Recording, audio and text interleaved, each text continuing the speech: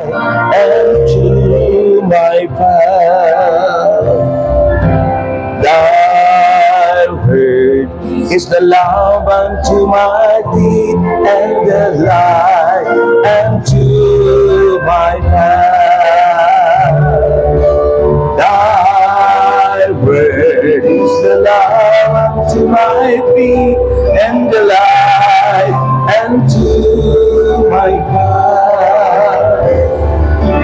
Thy word is the lamp unto my feet and the light unto my path, and the light unto my path. Sa ngalan ng Ama, ng Anak at ng Espiritu Santo. Amen. Diyos na mapagmahal at mapagpala, Diyos na aming pinaglilingkuran, may-ari ng lahat, may-ari ng aming buhay na pahiram sa amin. Kami po'y nagtitiwala sa iyong katapatan at sa iyong kabanalan. Ikaw po ang siyang patuloy na maghari at manghuna sa amin at kumilos ng may kalakasan. Sa iyo po namin ilalagak ang lahat ng ito sa ikaw lang po ang may karapatan ng lahat ng ito, Panginoon. Kami mga instrumento mo lamang. We pray in Jesus' name, in the name of the Father, Son, Holy Spirit. Amen and amen. Reminder po mga kapatid, paalala lang po mga kapatid, after 11:30 po, mayroon po tayong meeting, yung core group ng Batangas, yung core group ng Batangas, may meeting po kay Father Doc mamaya, 11:30. Pagkatapos ko po nito, yun lang pong core group ng Batangas. Alam niyo po kung sino kayo doon, may meeting po tayo kay Father Doc after my talk. Our topic mga kapatid, hindi pala nakalagay. Ayun, wala pa po pala. Our reading is taken from Isaiah chapter 55 verse 8 to 9. Sabi po ng Isaiah 55 verse 8 and 9, For my thoughts are not your thoughts, neither are your ways my ways, declares the Lord. For as the heavens are higher than the earth, so are my ways higher than your ways, and my thoughts than your thoughts. Sabi po ng wikang Pilipino, ang salita ni Yahweh ang aking kaisipay, hindi ninyo kaisipan. Ang inyong kaparaanan ay hindi ko kaparaanan. Kung paanong ang langit ay mas mataas kaysa lupa, ang aking kaparaanan ay higit kaysa inyong kaparaanan, at ang aking kaisipan ay hindi maabot ng inyong kaisipan. Pagpalain po ang pagkakabasa. Pagpalain po, sabi ko, ang pagkakabasa. Purihin ang Panginoon. Welcome, Holy Spirit. Sabihin niyo, welcome, Holy Spirit. Take over, Holy Spirit. And take control, Holy Spirit. Amen. Purihin natin ang Diyos. Okay, ang ating pong pag-uusapan is about, sabi ron, seeing life from God's view. Seeing life. Tandaan po natin, life is a journey. Ang buhay ay paglalakbay. Or, sabi nga, life is a pilgrimage. Pilgrims. Ano po? A pilgrims of hope. Lagi tayong umaasa sa Diyos. Ibig sabihin po nito, seeing life from God's view, yung pong pagtingin sa buhay mula sa Panginoon o mula sa pananaw ng Diyos. Yung pong pagtingin natin sa buhay mula sa pananaw. Ano po ba yung pananaw ng Diyos sa ating mga buhay? Yung binasa ko kanina, at yung plano ng Diyos ay higit na maganda kaysa plano natin. Mahina. Amen. So, seeing life from God's view. Kasi tayo bilang tao, minsan tinitingnan natin yung buhay, buhay lang. Pag namatay na tayo, patay na lang yan. Pero, paano natin ito titingnan? Yung buhay na ito mula sa pananaw ng Diyos. Yan. Ano yung pananaw ng Diyos? Tandaan nyo lagi, life has a purpose. Ang buhay po ay may layunin ang Diyos. Why we are here in this planet Earth. Bakit tayo nabubuhay? Bakit tayo nandito? What are the purpose of God? Ano ang layunin ng Diyos sa ating buhay? Yan po mga kapatid. To view life from God's perspective, the Bible tayo po ini-encourage as believers to seek wisdom. No? Wisdom is beyond knowledge. Kailangan po nating hanapin ang karunungan. Mahalaga ang karunungan, di ba? Kaysa kaalaman. Kasi ang karunungan ay mula sa Diyos. Knowledge is acquired in institution, in universities, in school. Pero po yung wisdom, that is directly from God. Mula sa Diyos. Kaya mapalad po kayo, sapagat kayo nandito, hinahanap nyo, hindi ang kaalaman, kundi ang karunungang mula sa Diyos. Amen. So, the Bible encourages believers to seek wisdom and guidance. Yung gabay, our guidance is God. Guidance and counselor natin is Jesus, ang Holy Spirit, through prayer, pananalangin, study of Scripture, and by recognizing that God's ways are not always our ways. Amen. Next slide. Sabi ng James chapter 4, verse 14. Buti mayroon pala ako rito. Dati pala na ito ko na ito. Mayroon ako sa notebook ko. Sabi ng James chapter 4, verse 14. Ay, di ko pala naisulat dito. Nandiyan ba? Basahin ko po sa Bible. James chapter 4, verse 14. Ito ang sabi ng banal na kasulatan. Hindi nga ninyo alam kung ano ang mangyayari rin sa inyo sa araw ng bukas. Ang buhay ninyo'y parang usok lamang, sandaling lumilitaw at agad nawawala. Ganun ang buhay. Ang buhay ay may katapusan. Parang usok o parang aso. Ano ba ang usok sa Batangas? Usok, aso. Sa amin kasi sa Quezon, aso. Iba naman yung aso. Yung aso, yung aso o usok, biglang nawawala na lang yon. Ganun daw ang buhay. Amen. Next slide. Pwede nang maupo yung pwede nang maupo. Sabi po dito sa next slide, sabi po ng isang writer, and ito pong writer na ito, si Anis Nen, sabi ron, we don't see things as they are, we see them as we are. Ano pong ibig sabihin nun? Ha? Di ko naintindihan English ano? Naintindihan nyo po? Ha? Sabi ron, we don't see things as they are, we see them as we are. Ang ibig sabihin po nun, hindi natin nakikita. Ha? O hindi natin tinitingnan, o hindi natin nakikita ang mga bagay ayon sa kanilang tunay na anyo. Nakikita natin ang mga ito ayon kung sino tayo. Sino po ba kayo? Pag sinabi niyong anak ng Diyos, iba yung tingin nyo. Iba yung pananaw nyo. Pag kayo yung mga anak ng Diyos, tayo mga anak ng Diyos, iba yung pananaw natin sa pananaw ng taong makamundo o makasanlibutan. Mahina. Mahina.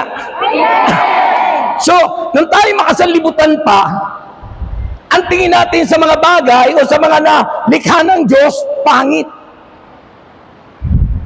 Pero nung tayo naging anak ng Diyos, yun na yung sinasabi. Hindi natin nakikita ang mga bagay ayon sa kanilang tunay na anyo. Nakikita natin ang mga ito ayon kung sino tayo. Di ba minsan mayroon pong mga pangdekorasyon, yung mga painting na minsan di mo maintindihan, yung abstract na tinatawag. Ha? Iba-iba yung tingin ng tumitingin. Kapag kayo tumitingin sa mga exhibit ng mga ano tawag doon, yung mga painter, yung mga artist, minsan di natin maunawaan. Pag ikaw ay makasanlibutan, ang tingin mong nakikita mo, iba. No, ako ay makasanlibutan pa. Yung halimbawa yung nakikita ko, yung mga guhit-guhit sa simento, iba yung nakikita ko. Totoo lang po. Minsan nakikita ko doon sa mga simisemento ay parang hubad na babae. Kasi baka mundo yung isip ko noon. Pero nung ako nasa Panginoon na, nung tinignan ko, yung nakikita ko noon, ang nakikita ko ay anghel. So iba. Yun ang sabi po ni Anis Nen. We don't see things as they are, we see them as we are. Para rin sa pagtingin niya sa tao. Ha? Pag ikaw ay makamundo pa, ang tingin mo sa tao, kaaway mo. Pero kung ngayon, nasa anak ka na ng Diyos, ang tingin mo sa tao, kahit masama yung taong yon, ang tingin mo, anghel. Mahina. Next. The way you see your life, shape your life. The way you see your life, shapes your life. Ano ibig sabihin po nun? The way we see your life, shape your life. Ang paraan ng inyong pagtingin, ang paraan ng ating pagtingin sa ating mga buhay, ang humuhubog sa buhay natin. Ang pagtingin mo, ang paraan ng iyong pagtingin sa iyong buhay, ang humuhubog sa iyong buhay. Kung ang tingin mo sa iyong sarili, chismosa ka,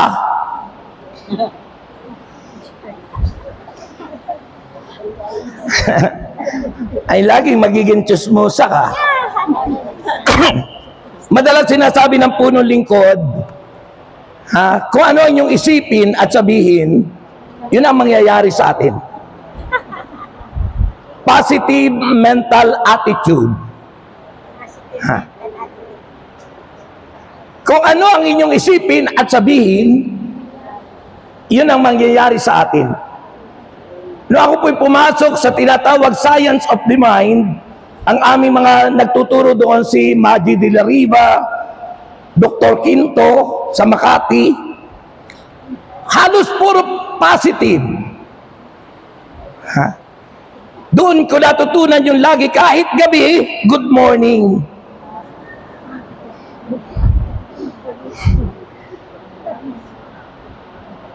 Walang sasabihin pangit, puro maganda. Positibo, patay, buhay. Parang si Kristo, di niya sinabing patay si Lazaro, ang sabi niya buhay. That is positive mental attitude. The way you see your life, shape your life. Kaya wag mo sabihin mahirap ka. Wag mo sabihin pangit ka. Wag mo sabihin kung ano yung negatibo. Sabihin mo yung positibo, yun ang mangyayari sa buhay nating lahat. Next. Sabi ron, how do you see your life? How do you see your life? Paano mo titingnan yung buhay? Next slides. Tandaan po natin, life is like a circus. Nakapanood na kayo ng circus? Ha? Yung patambling-tambling, ha? Di ba yung circus sa pistahan? May nagsisircus. Oh, ang buhay daw, minsan yun ang tingin mo. Ang buhay mo, patambling-tambling yung para, minsan nasa ilalim, minsan nasa ano-ano. Kaya, patuloy naghihirap. Ganun ang buhay natin minsan. Kasi yun ang nasa isip natin. Yun na halimbawa. Next, sabi ron. Circus, then roller coaster. Para daw ang buhay natin ay parang roller coaster. Nakasakay na kayo sa roller coaster? Sumisigaw pa. Pag bumama ganun, no? Doon sa Pista Carnival o kaya doon sa Star City o kaya ay doon sa Ocean Park o kaya doon sa Enchanted Kingdom o kaya ay doon sa yun naman sikat yung international yung mayroon sa Hong Kong Disneyland Tokyo Disneyland doon ako unang yun sa Tokyo na ako nasa Japan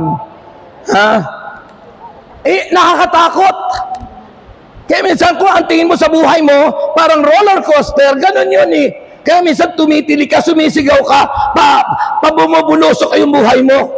Bumubulusok yung iyong pamumuhay. Parang roller coaster. Next. Para daw, game card. Laging talo.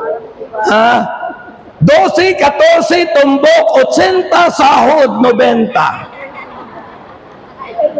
O yan. Ganun ang tingin sa buhay. Bilisan natin. Next. Sabi ron, Romans chapter 12 verse 2, kung ganun ang tingin ng mabuhay natin, sabi ng Bible, do not conform yourselves to the standard of this world. But let God transform you inwardly by a complete change of your mind. Then you will be able to know the will of God. Sabi ron, huwag kayong umayon sa takbo ng mundong ito. Mag-iba na kayo at magbago ng isip. Upang malaman daw natin kung ano ang mabuti, nakalulugod sa Kanya at talagang ganap. Kung ano yung nakalulugod sa Diyos at kung ano yung talagang ganap, malalaman lang natin yon kung magbabago tayo ng ating mga kaisipan. To change our mindset. No? Kaya ang dami pong taong naghihirap kasi hindi nababago yung mindset. Laging nasa isip ay, ganito na talaga ako. Dito na ako nabuhay. Dito na ako nadapa. Dito na ako habang panahon. Walang dream. Walang pangarap. Walang vision. Pero may ambisyon. Wala namang vision. Nag-uumpisa yan sa dream. Pangarap. Susunod ay ambisyon. Para maging vision, mas malawak at maging totoo o yung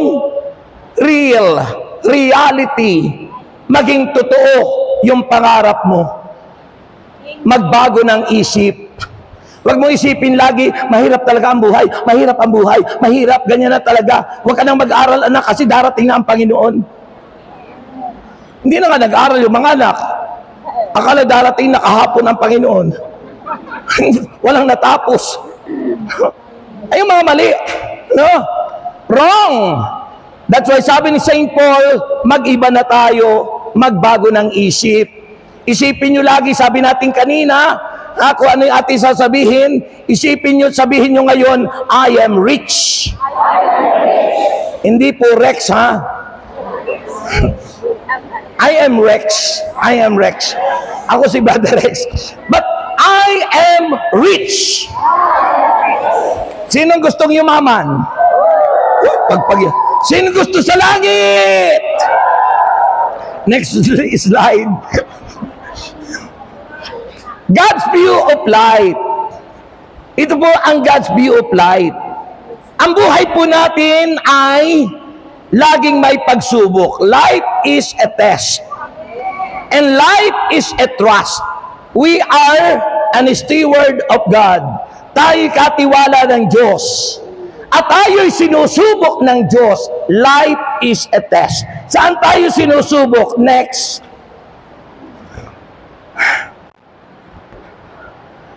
Life on earth is a test. Tuloy. Di ko nadala yung aking ano. 1 Corinthians chapter 10 verse 13. Di ba? Alam na alam niyo yan. Wala pang pagsubok na dumating sa ating buhay na didinanas ng lahat ng tao. Ang Diyos ay tapat. Ha?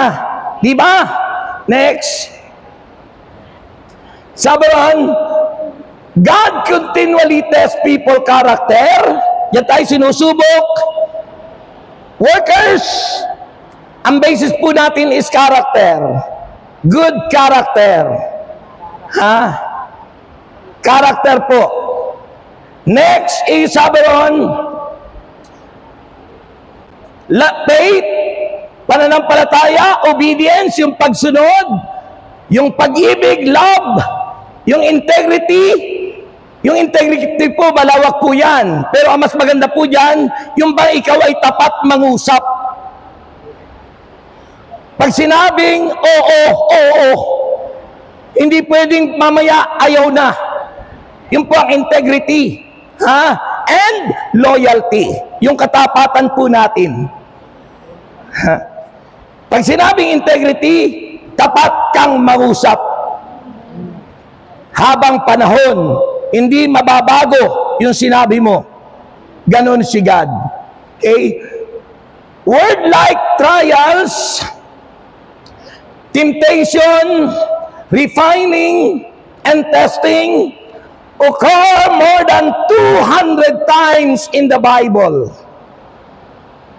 Yun daw pong mga pagsubok, pagtukso, yung pagpipino sa atin, at yung mga testing sa atin, ito daw po'y mahigit 200 ulit na nabanggit sa Biblia.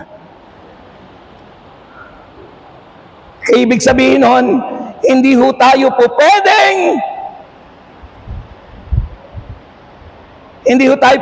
pwedeng hindi dumaan dyan.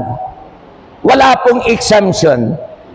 Lahat daraan sa pagsubok, lahat daraan sa testing, at lahat ay mamamatay. Amen. Walang hindi. Pero pag pasado tayo sa testing, trials, and persecution, you are assured in your destination, because our destination is heaven, ang langit kung saan makakapiling natin si Yahweh El Shaddai magpakailanman. Ikaw pa rin, Jesus.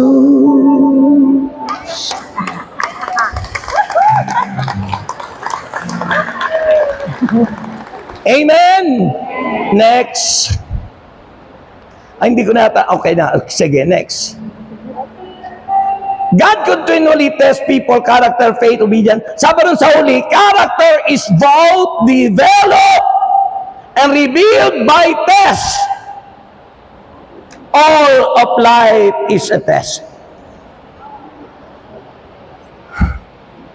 Lahat daraan sa pagsubok. Lahat daraan sa pagsubok. Kung paano yung ginto ay dumaraan sa apoy para lumitaw ang tunay na ginto, ganon din naman tayo dumadaan sa pagsubok. Kailan yung huling ikaw ay sinubok ng Diyos? Kayo ang nakakaalam no. Next.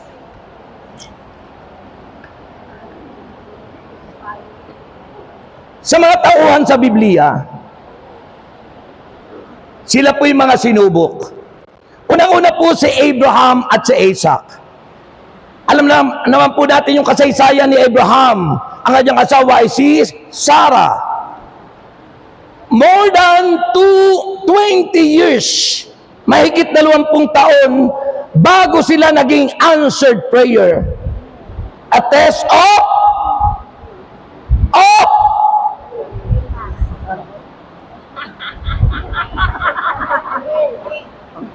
patience. Hindi po sila sumuko, sila'y nagtiyaga na maghintay para maging answered prayer. Ay tayo minsan, hindi makapaghintay, gusto mo agad andyan na. Noon sila'y manalangin, pagkalipas ng mahigit 20 taon, saka sila tinugon na bigyan ng isang anak na si Isaac. Test of patience. Pagkatapos, nung naianak na, sinabi ni Yahweh, ihandog mo sa akin ang iyong anak. Ibig sabihin, papatayin. Test of obedience. Pagsunod. Kahit kamatayan, sumunod si Abraham. Tayo, test of obedience, ikapulang hindi maibigay.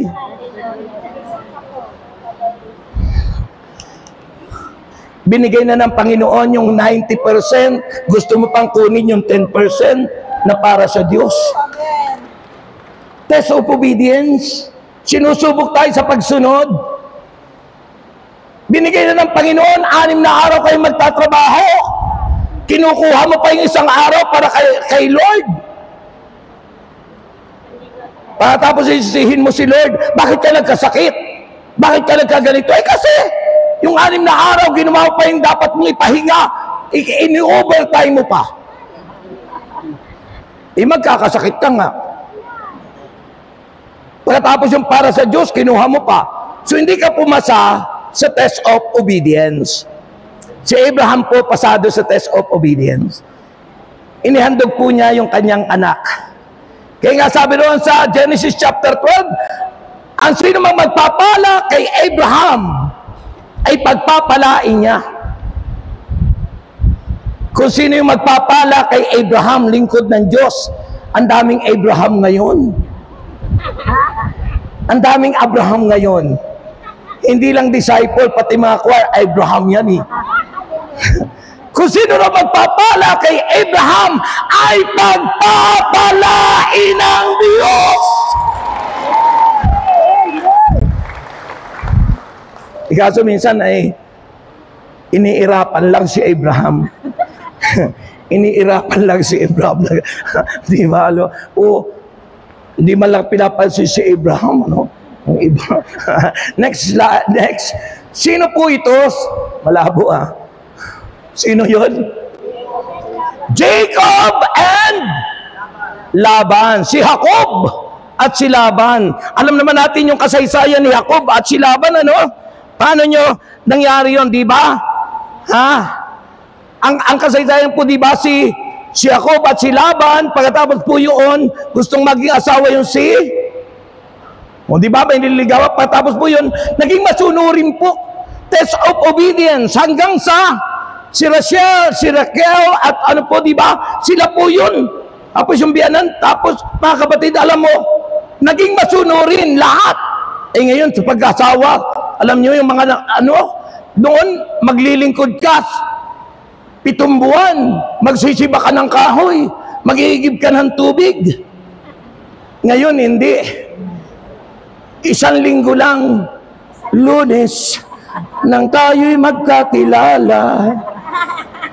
Martes, pagkatapos po noon, pagdating ng Sabado, Linggo, magkahiwalay na.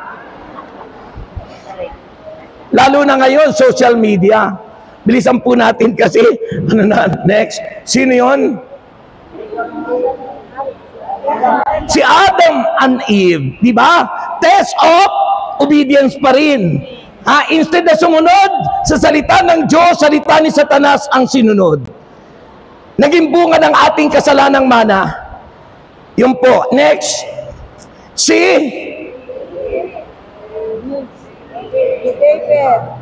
David and Bathsheba. Anong pagsubok na dumating kay David? Yung temptation, yung tukso. Napakaganda ni Bathsheba, naliligo umagang-umaga, nakasuot ng robe si Haring David.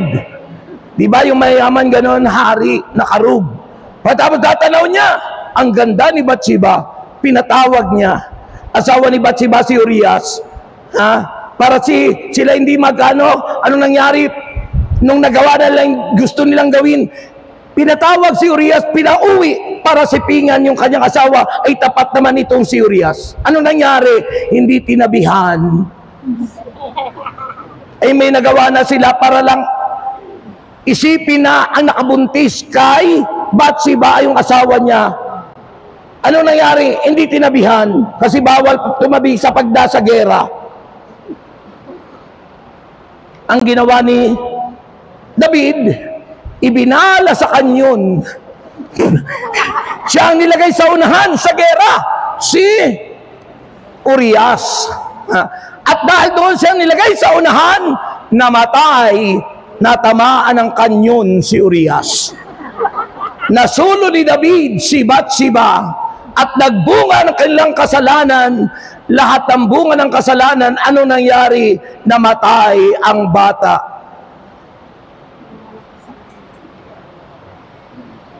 Kaya yan po, tayo dumadaan sa mga test, temptation, trials and testing, lahat po yan, yan ang buhay po natin. Life on earth is a test. Next. Si Daniel. Yan. Si Propeta Daniel, ang pagsubok sa kanya, yung test of being faithful unto God. Pinahawakan niya yung kanyang faith, pananampalataya sa Diyos. A test of faith. Kaya kahit na siya inihulog sa kulungan ng mga leon, when he knows that he has God, may pananampalataya siya, hindi siya lalamunin o kakainin ng leon. Kaya ang nangyari sa leon at kay Daniel, si Daniel ay prayerful. Kaya pag ang tao prayerful, hindi maalalapan ng leon, nananalangin siya, biglang humarap na yung leon na ganyan. Ginawa ni Daniel, tinitigan din niya yung leon. Maya-maya nung tinitigan niya, humiga yung leon sa harapan niya. Bumait yung mga leon. Bumait yung mga leon. Minsan may mga taong ugaling leon, titigan mo, babait sa'yo. Purihin si Jesus. Hindi po, wala pong nangyari kay Daniel sa mga leon. Dahil siya may pananampalataya sa Diyos na makapangyarihan sa lahat.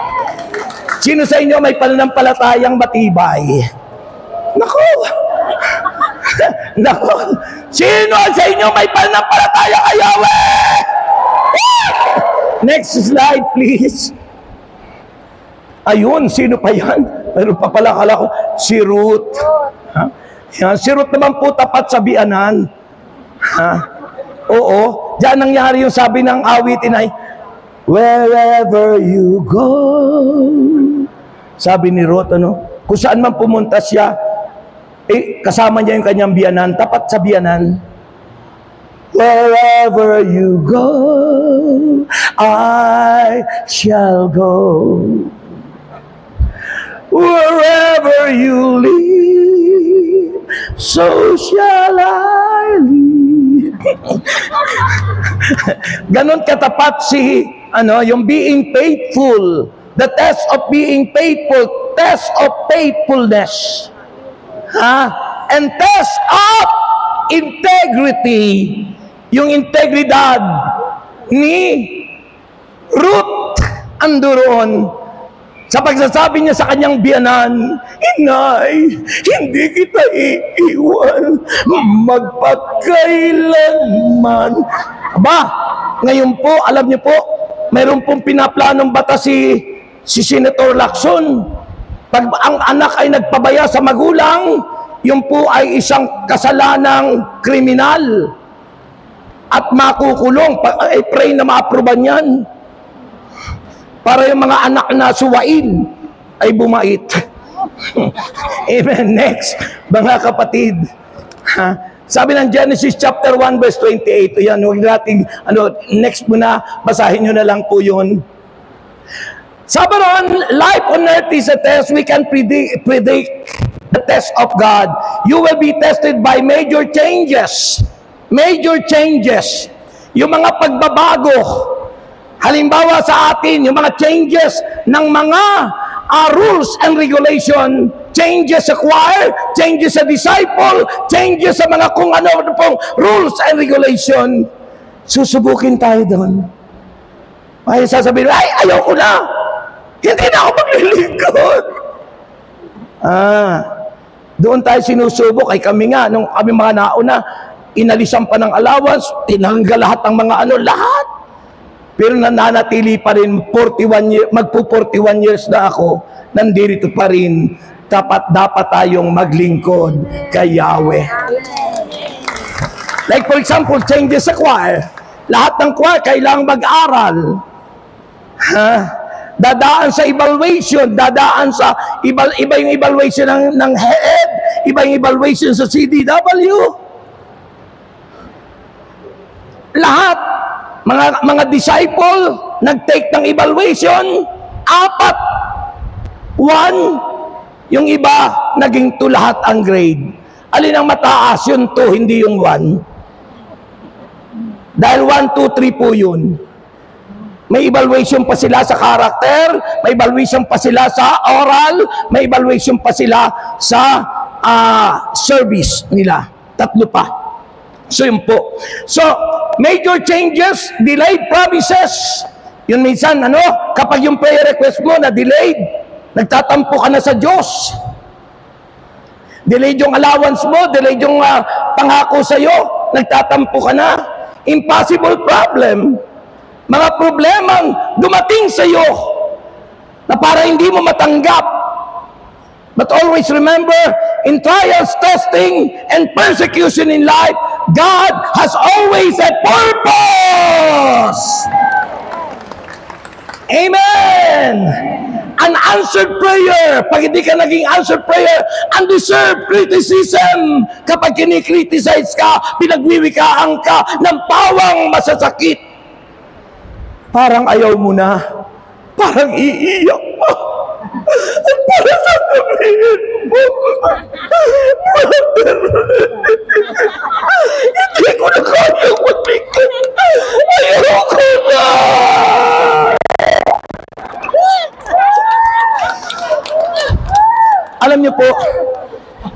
Alam niyo po yung practicum namin noon, nung ako baguham dito, aming pinuportray yung 5 moods sa aming practicum. Bibigyan ka ng verse, ipoportray mo yan, masaya, malungkot, nagulat, o yung 5 moods. Dapat sa preaching kasama lahat yun. Hindi yung isa lang yung style mo. Kaya pala matataba yung tilapia. At yung tawilis. Ganon kabuti ang Diyos. Hindi na muna ako kakain nun. Ano pa? Undeserved criticism, senseless tragedies. Yung mga pangyayari, di mo matanggap. Parang nung galing ako sa Batangas doon sa, yung pinuntahan ko? Pagdating sa Alabang, di ko inaakala. Nag-giveaway ako sa papasok na sasakyan. Tumigil ako, siyempre giveaway. Dire-diretso yung truck, binangga yung sasakyan ko. Sabi ng truck, tak! Binangga. Andiyan ako. Pagga, yung wasakan. Sabi ko, hindi ako nakipagtalo.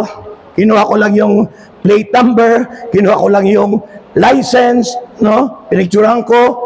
Sapagkat alam ko naman, may insurance naman ako doon eh. Yung insurance na yun, Kaya, hindi gulo. Kung pagbaba ko doon, nag-ingay pa ako doon. Nasira pa yung mood ko. O, diba? Dahil alam natin, sabaron, senseless tragedies, mga pangyayaring nangyaganap sa buhay natin, magsaya ka, magala ka. at dumalo ka mamaya sa meeting kung ikaw ay core group. Next. You will realize that nothing is insignificant in your life. Nothing is insignificant.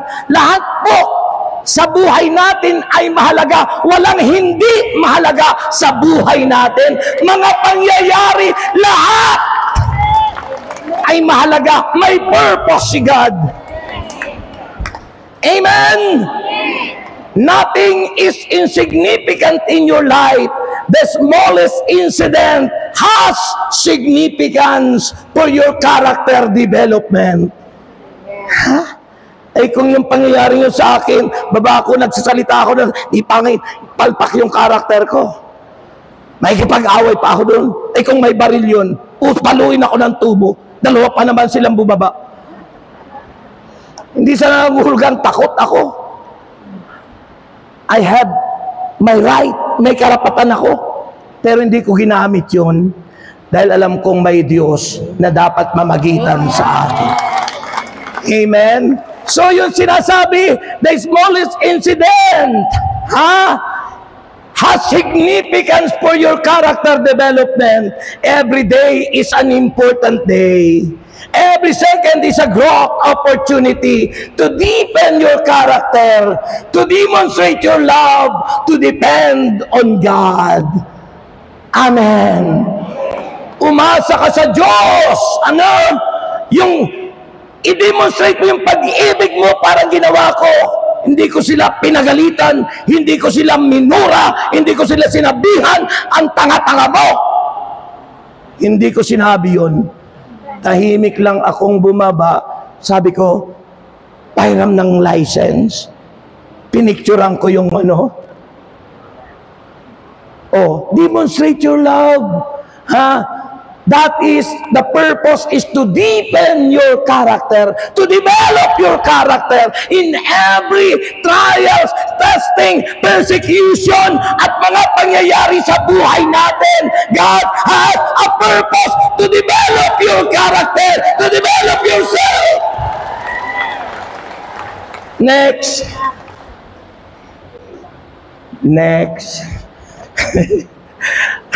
God keeps His promise. Natili po ang pangako ng Diyos. And He will not allow you to be tested beyond your power to remain firm. At the time you are put to the test, He will give you the strength to endure it and so provide you with a way out. Ibig sabihin, kapag sa Diyos ka umasa, kapag dumating ang mga ganyang mga trials and testing, mga pangyayari sa buhay mo, bibigyan ka ng lakas ng Diyos. Bibigyan ka ng lakas ng Panginoon. Gagabayan ka niya. Sasamahan ka niya. Di ka niya iiwan magpakailanman. Next, kapatid. Blessed are those, mapaladan niya. Blessed are those who endure when they are tested. When they pass the test, they will receive the crown of life that God has promised to those who love Him. Mapaladan niya. Yung mga taong dumaranas ng ganyang mga pagsubok sa buhay. Pagkatapos ng mga pagsubok na yun, sila'y tatanggap ng putong o kuruna, at yung kurunang yun ay yung pangako ng Diyos sa mga nagmamahal sa Kanya. Alam mo kung ano yung kurunang yun? Ang buhay na hahantong sa langit. Ang buhay na hahantong sa langit. Sino ang gusto ng buhay na hahantong sa langit? May 30 minutes pa pala ako. Ayun. Next. 11:30 yung meeting natin. So, kung kanina ay test, kung kanina ay testing, ngayon life is a trust. Ang buhay pinagkatiwala sa atin. Tandaan niyo po, wala po tayong pag-aari. Kahit buhok ninyo, kahit isa, alam ng Diyos yan, bilang ng Diyos. Araw-araw, minuminuto, binibilang ng Diyos kung ilan na ba, brother, yung nalaglag na buhok sa'yo. Alam ng Diyos. Sabi ng Bible yan, bro. Sabi niya doon, di ba, alam niya kung ilan yung nalalaglag, ilan yung natitira sa buhok natin. Oh, ganun ang Diyos ka-concern. Dahil wala po tayong pag-aari. Di mo pwede sabihin, buhok ko ito, kailangan kang ganito, kailangan, ay, naku pa, kapatid. Alalahanin mo, wala kang pag-aari, lahat yan ay pahiram. Lahat yan ay pinagkatiwala sa iyo. Dahil magpasalamat tayo dahil tayong lahat ay pinagkatiwalaan ng Diyos. Pinagkatiwala sa atin ang buhay, yung asawa mo. Baka naman kaya umalis sa iyo yung asawang mo, iniwang ka, ikaw na pinagkatiwalaan, hindi mo maayos gawin yung dapat gagawin mo sa iyong asawa. Marami pong ganon. Iniwan ng asawa kasi yung hinahanap niya na happiness, joy sa buhay ng asawa niya, di niya mahanap. Kanino niya nahanap? Sa kumarin niya.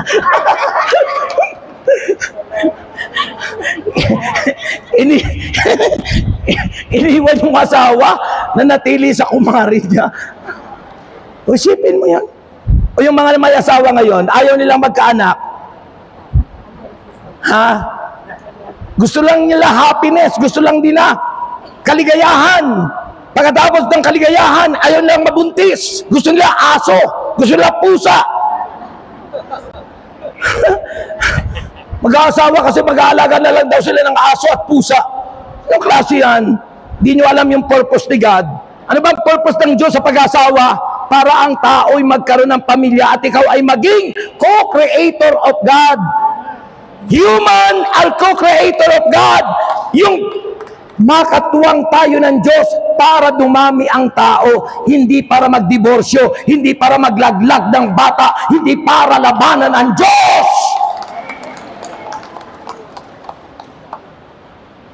Sabi nung isang nakausap ko, direct, di na lang ako mag-aasawa. Ayun ko kasi ng mga responsibilidad. Kasi pag nag-asawa ako, magkakaroon ako ng mga anak. Kaya magsasama na lang kami ng aking jowa.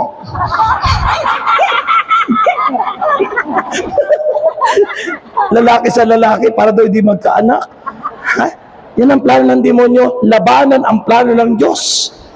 Yan ang plano ng demonyo, babae sa babae, para labanan yung sabi ng Diyos, replenish the whole earth. Punuin nyo ng inyong supling ang mundo. Kaya gagamitin ang mga taong hindi na bago ang isip. Labanan ng Diyos para paghiwalayin yung mag-asawa. Labanan ng Diyos para wag dumami ang tao, magpalaglag, abortion, at kung ano-ano pang batas. At para hindi na magkaasawa, mag-a-cheng na lang siya.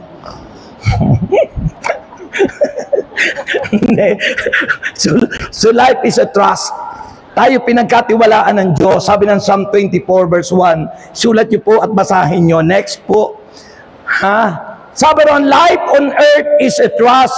Our time on earth and our energy, intelligence, opportunities, relationship, and resources are all, are all gifts from God that He has entrusted. Remember, entrusted, pinagkatiwala sa atin to our care and management.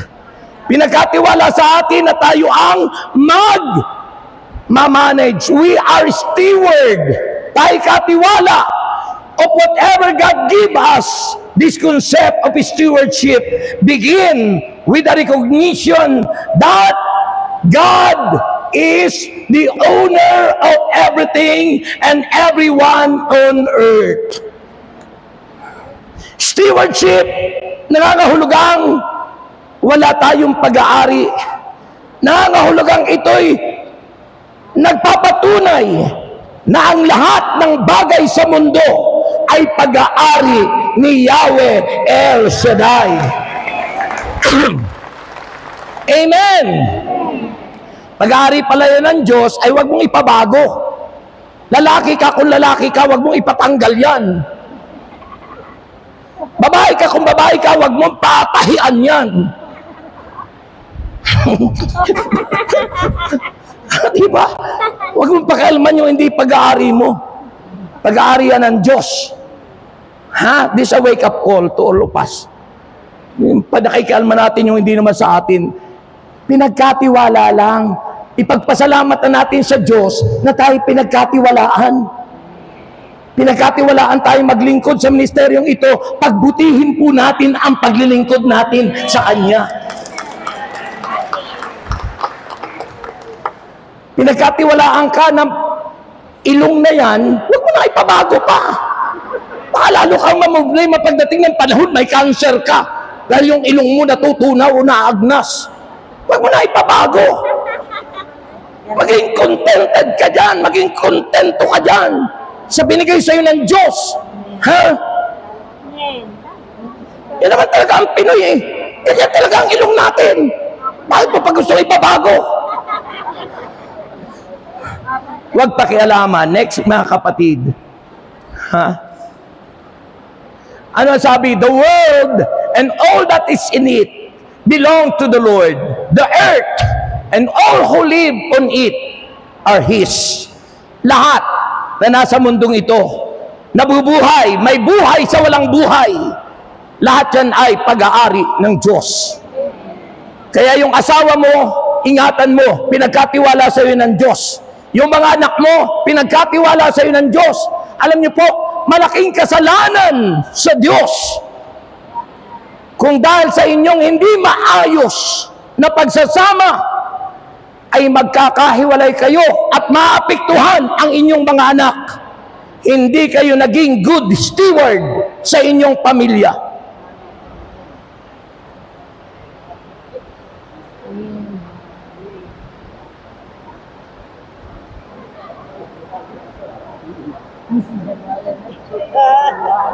Amen?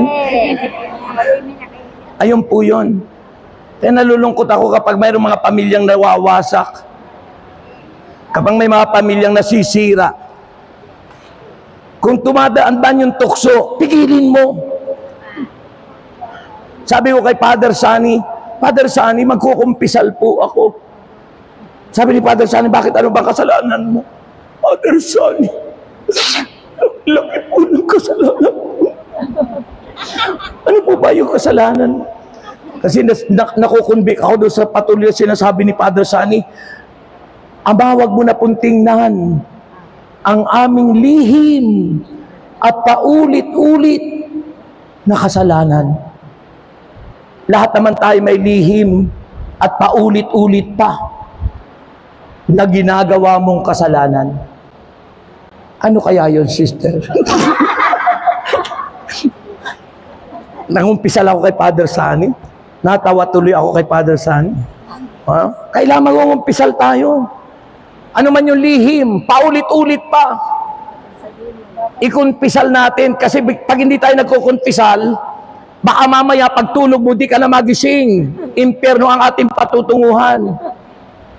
Kung tayo lagi nagkukumpisal, kung tayo lagi humingi ng tawad, nagkukumpisal pa tayo sa Sacrament of Reconciliation, anong mangyayari sa atin kung hindi tayo nagpapahalaga sa sakramento? Mga tao, mga workers, na baka kayo nagsasama, hindi naman kayo kasal, magpakasal po tayo. Ipapakasal namin kayo kung kayo hindi pakasal. Sabihin nyo sa inyong mga coordinator kung kayo naglilingkod na hindi pa kayo kasal. Kung kayo naman ay walang problema at pwede kayo magpakasal, magpakasal ka na. Amen. Mapera kung may asawa kang dati, iniwan mo, at yung kinakasama may asawa pa rin dati, ayusin natin, pag-usapan natin, baka may magagawa pa rin para maisaayos ang iyong kalagayan. Bago man lang ikaw pumanaw at magpagawa ng testamento para sa iyong mga tagapagmana. Makasal at maayos. Amen? Amen. Ano pa ang kasunod?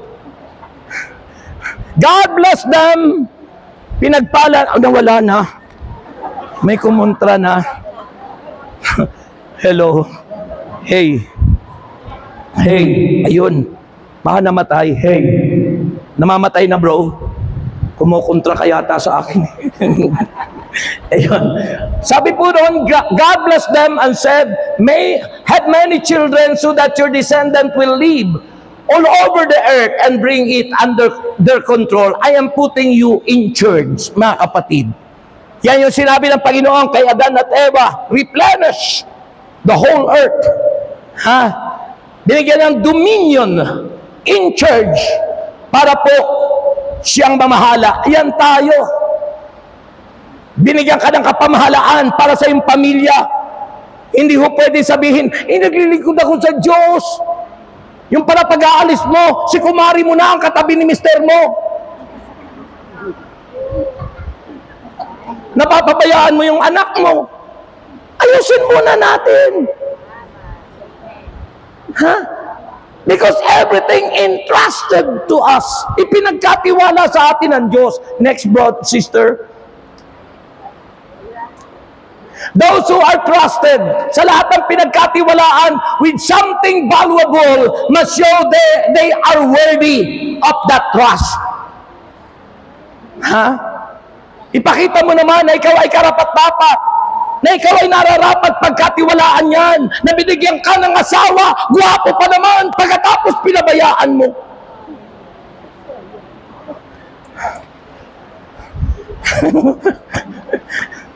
Amen? Alam mo, yung nababanggit ko po yung mga nagpapa-counseling sa akin. Brother Rex, anong gagawin ko? Bakit naman, sister? Kasi yung asawa ko, iniwan ako. Bakit naman ka ako, sister? Ano ba? Ang pinag-umpisa niya, nagkwento na. Ganito, Brother Rex, kasi ganito, meron siyang sinasabi sa akin, ganito raw ang aming, ganito. Hindi ko naman kaya, Brother Rex, gawin ng mga bagay na ito. Alam mo kako, sister, kapag pinagkasunduan nyo at mag-asawa kayo, kung ano yung pinagkasunduan nyo, di kayo nagkakasala noon. Ang mahalaga pinagkakasunduan nyo at mahalaga mag-asawa kayo, hindi kayo magkabit.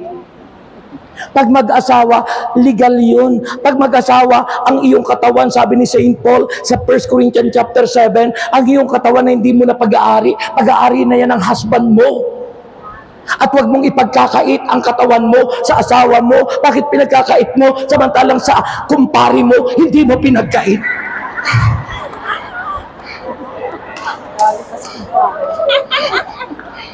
Pinagkakait minsan sa asawa, sa iba, hindi pinagkait. Diba? Naikwento ko na yun sa inyo. Ha?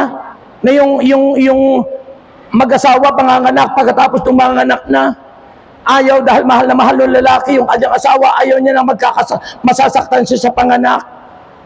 First baby. Sabi ng doktor, mayroon kaming bagong invention, isang machine na hindi magdaranas ng sakit at hapdi ang pag-iri at pagdaing ng babae, kundi ang husband ang makakaranas nito. Pumayag yung mister. O sige, ako na lang ang magtitiis ng sakit at hapdi. Mailuwa lang ang aming bunga ng pagmamahalan. So tinudo po. May number po yan, 500, 1,000, 2,000, hanggang pataas na pataas. Isinet, 500. Walang nararamdaman si mister. Sinet, 1,000, wala pa rin. Pero ang tindi na, nanganganak na yung asawa niya.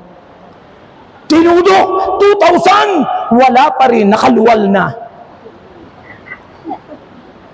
Lumabas na sila ng ospital. Pagdating sa bahay, pagbukas ng gate, anong gulat nila? Yung kanilang driver patay nandun sa bungad ng kanilang gate. Bakit patay yung driver? Bakit namatay yung driver? Siya pala yung nakabuntis sa misis niya.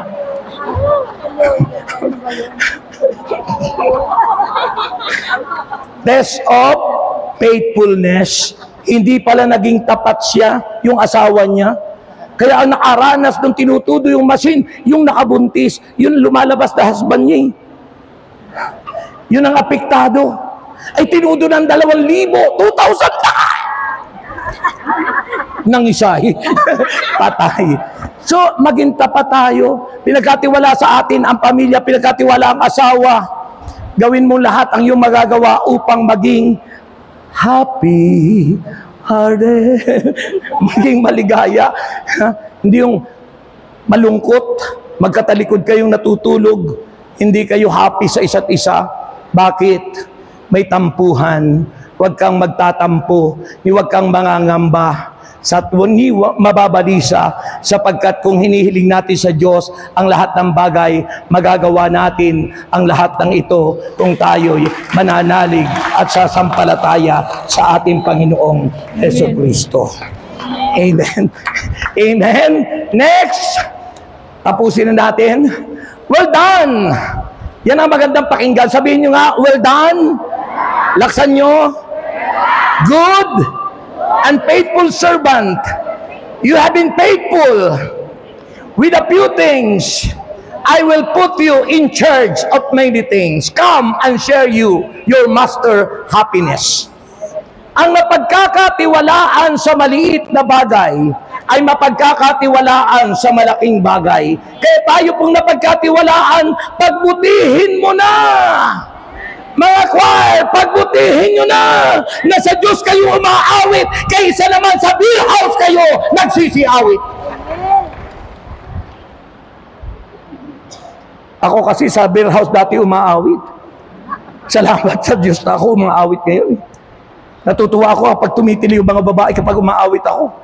Sabi ko, rain gently falls whenever we say goodnight.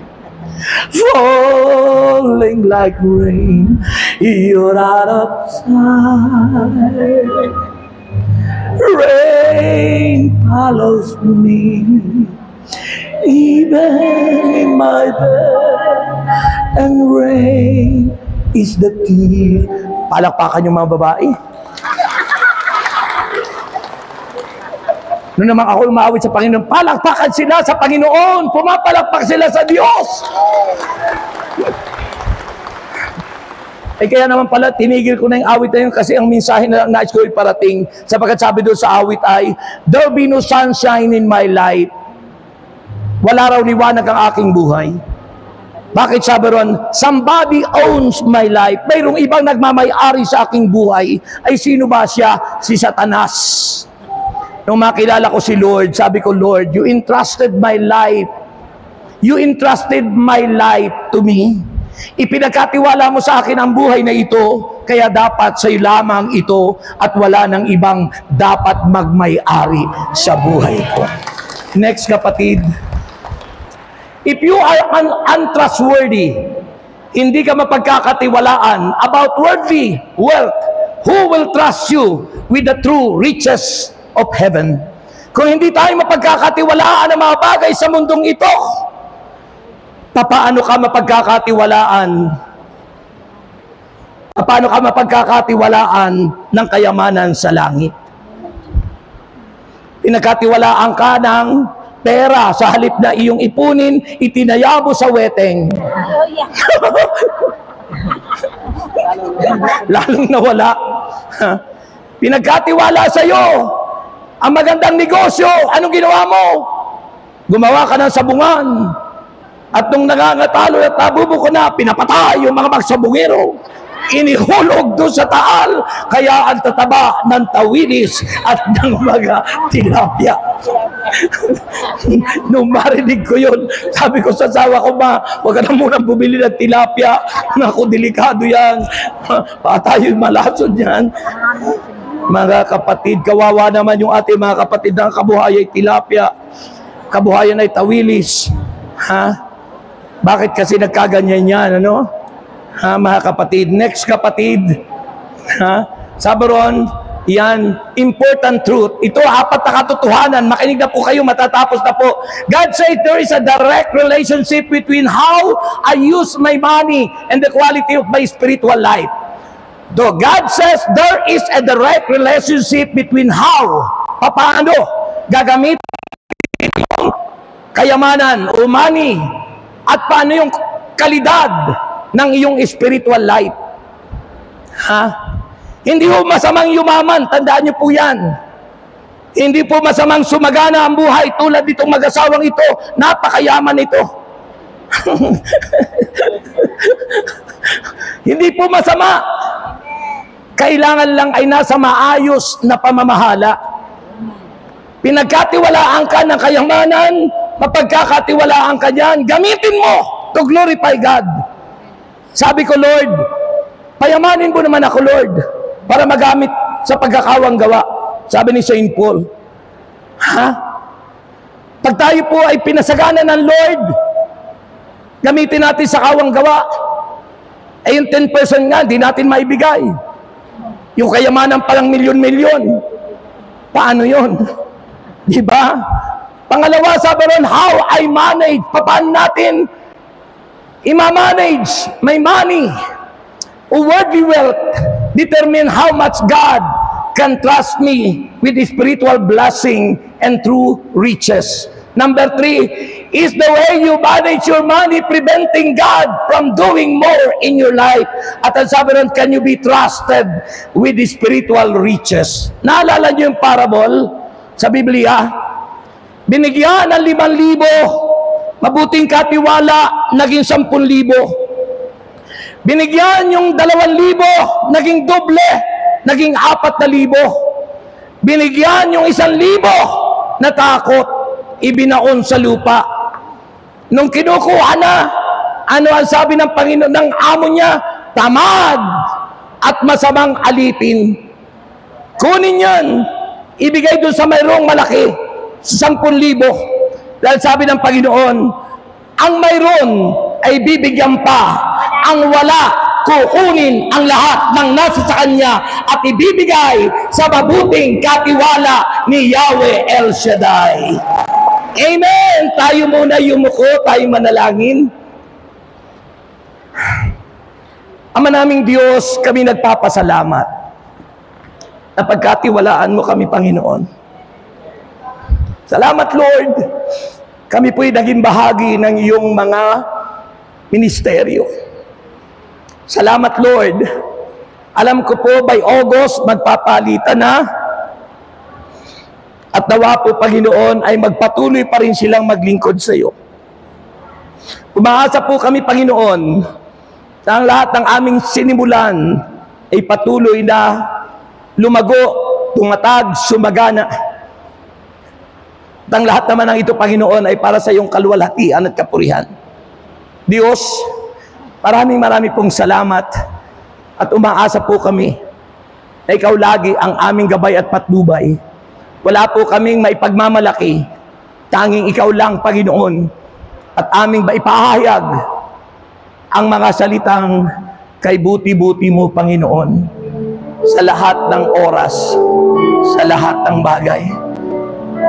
Pwede tayong tumayo at sambahin siya.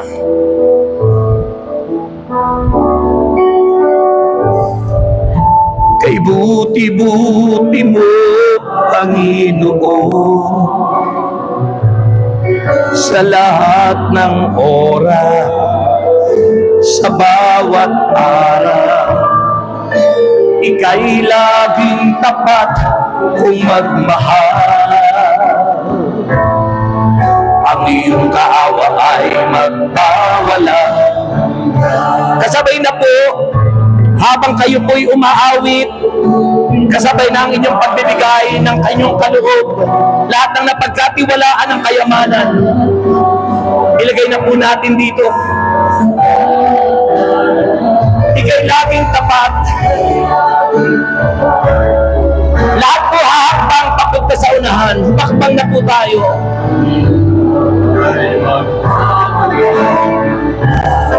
Pinupuri,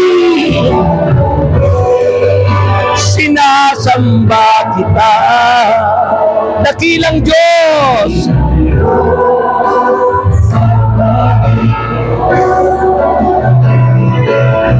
Tunay ngang ika'y walang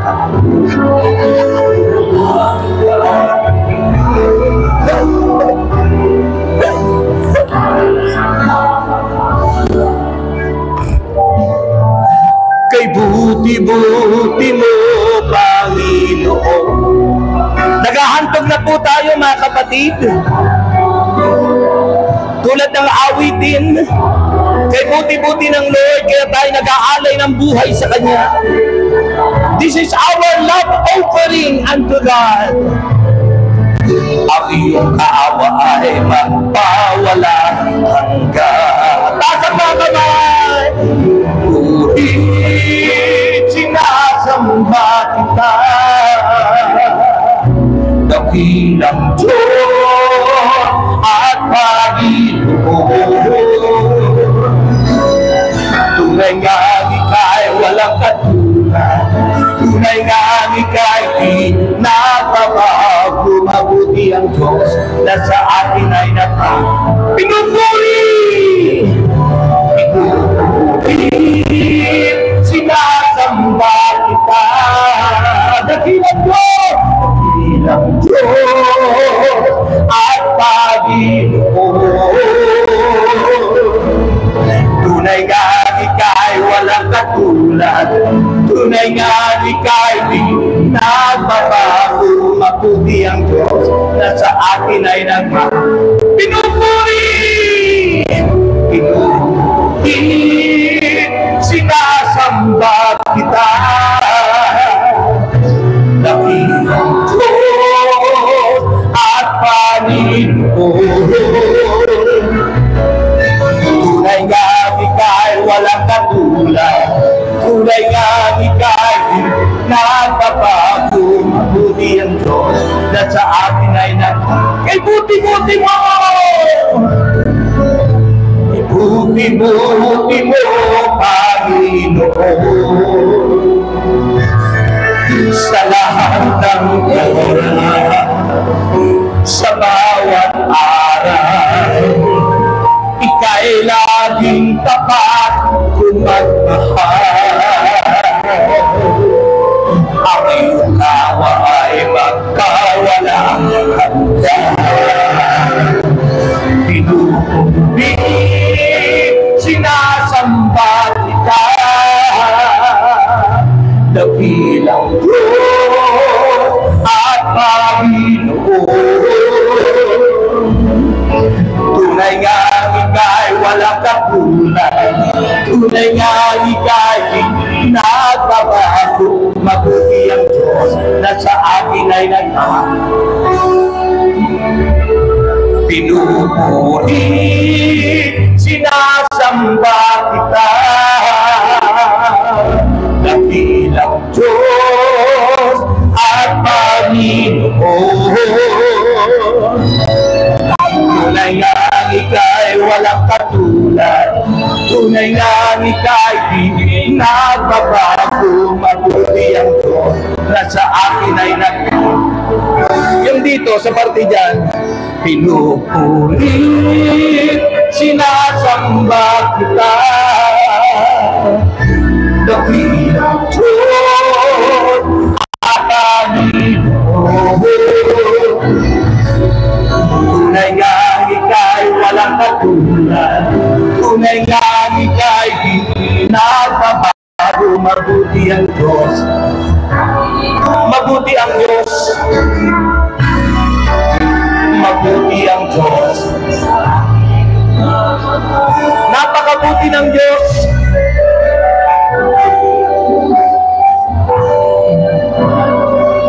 Lagay ang kamay sa inyong puso. Ama naming Diyos, kami nagpapasalamat, pinagkatiwalaan mo kami ng lahat-lahat namin tinatamasa, buhay, lakas, health, O Lord God. We pray for good health, Lord God, in every day, in every minute, in our lives, Lord. And we pray, Lord God, na pinagkatiwalaan mo sa amin ang aming paglilingkod na ito, ang ministeryo, at ikaw, Panginoon, ang lahat-lahat sa aming buhay. Diyos, dalahin po namin ang mga ipinagkaloob namin. Maliit man o malaki, Panginoon, alam namin ito'y magagamit sa iyong ministeryo. At naway ibalik sa kanila, sa bawat sa amin ang siksik, liglig at umaapaw.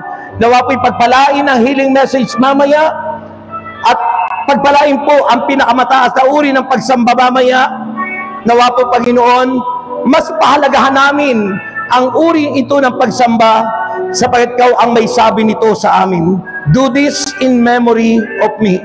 Kaya Ama, inaakin namin ang iyong blessing, ang pagpapala sa mga blessing na ito, basbasan ito, at ibalik sa amin ng siksik, liglig at umaapaw. Sa pangalan ni Jesus, ang lahat ay magsabi ng thank you, Lord. Taas ang kamay.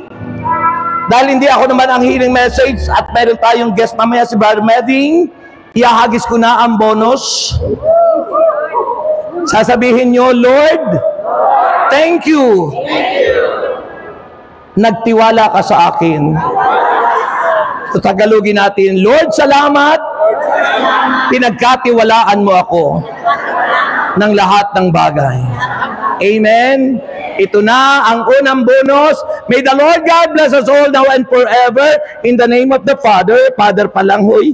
Magsanay kayo, tayo mga Katoliko, sa ngalan ng Ama, ng Anak, at ng Espiritu Santo. Amen. Unang bonus!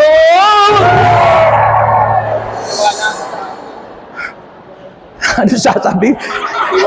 Lord, salamat! Pinagkatiwalaan mo ako ng lahat ng bagay. Okay? Lord, salamat. Pinagkatiwalaan mo ako ng lahat ng bagay. Pangalawa na, ito na! At finally, ito na! God bless. May meeting po tayo ngayon kay Father Doc.